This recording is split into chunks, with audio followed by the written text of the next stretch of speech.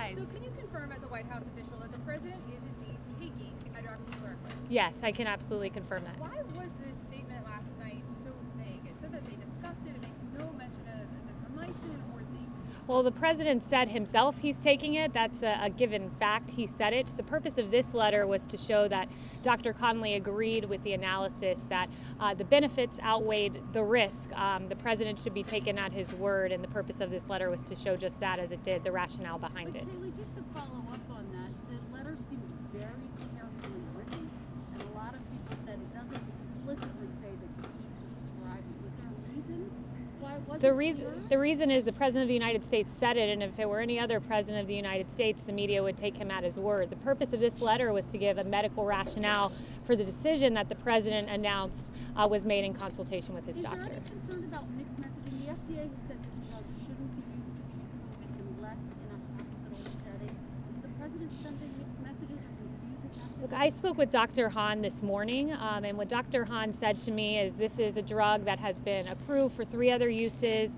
He said he's prescribed it to his patients in the past.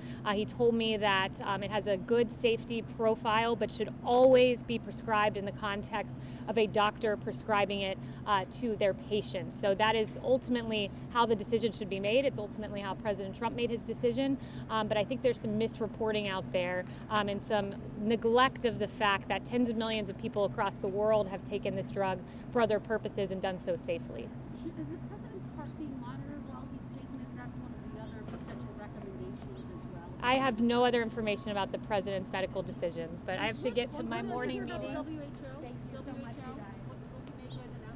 WHO, so I'll just say I have no information further about the WHO, but that letter really outlined strongly the President's point of view, namely on January 21st, I believe it was, that you had Xi Jinping, who was pressuring the WHO and saying, you know, you should not declare this an emergency, and then the very next day you had the WHO saying, in fact, that this was not an issue, a public health emergency situation. So issues like that, where there's a very clear China bias at play, should be looked at very carefully, and is being looked at very carefully as we make our decision further.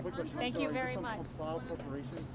There's a report that the New York Times reported last night that the Cloud Corporation received $350 million to produce COVID-related medicines that are typically made in India and China. I was wondering if you could confirm that news. I haven't even seen that story yet, but I'll take a look, Finn. Great, thank you. Okay, thank you.